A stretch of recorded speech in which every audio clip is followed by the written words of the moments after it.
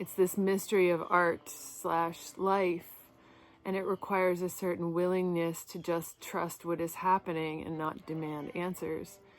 So this is like a very subtle and challenging thing, certainly in my experience, but to just trust what is happening and not demand answers, to be willing to look at, or in the case of poetry, read or listen to something and not immediately jump in with this commentary about what it is, what it's not, if it's good, if it's not, what I think about it.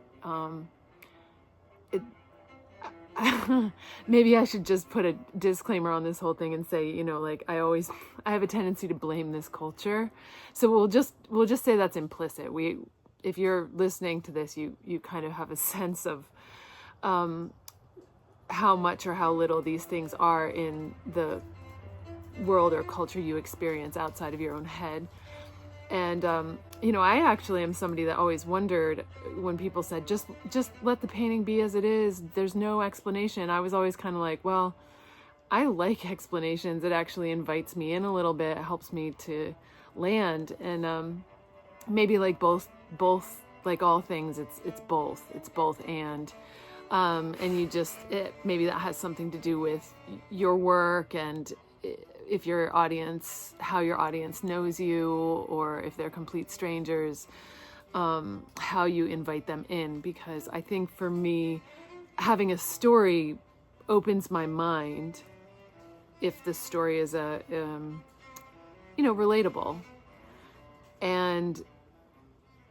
But then, and if I know a little bit about the artist and what their interests are, then that can really open things up also. So context, because, art used to be in a church or, it's now been removed. A lot of times you'll be looking at it on your computer or in a gallery or something. And so there's not that information coming from the context of if you're at a friend's home and you're enjoying a dinner party and you go out into the hallway and there's a piece of art there. It's in the context of your experience. You're not kind of preparing yourself to consume art.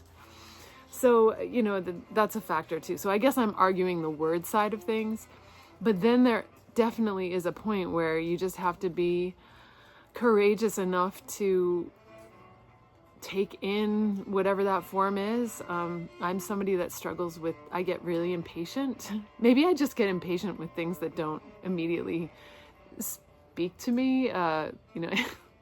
That's a whole nother can of worms. Like how much do you force yourself to endure aesthetic experiences when you're just not interested initially?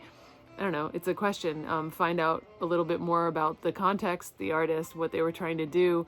And if it's still not interesting, maybe but a lot of times if you do find out more, it can be worthwhile, because then this whole world opens up to you and it invites you in that otherwise might not without the words.